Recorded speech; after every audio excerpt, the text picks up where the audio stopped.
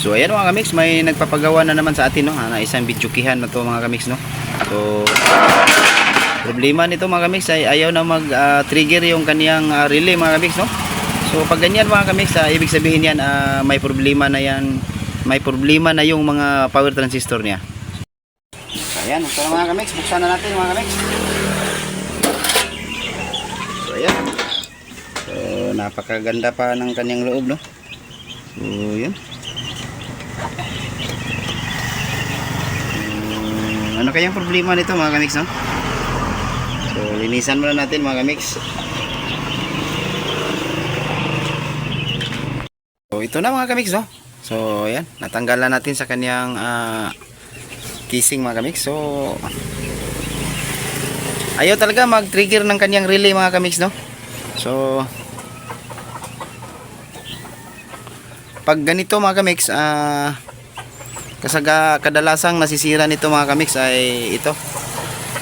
Pag ayaw talagang mag-trigger yung kanyang relay, ito mga kamix dito. Yan. Yung maliliit na yan.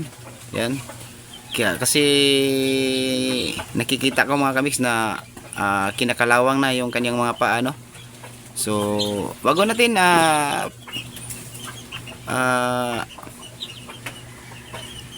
i-testing ulit mga kamix, check muna natin yung mga transistor na yan, napapalitan natin. Yan. Ang tatlo na yan. Kasi dito banda mga kamix, sa mga power transistor niya ay ayan, buo pa lahat mga kamix, no? So walang problema. So dito ko lang nakikita. Ayan, dito. Ayaw mag-trigger yung kanyang relay. So papalitan na natin mga kamix, no?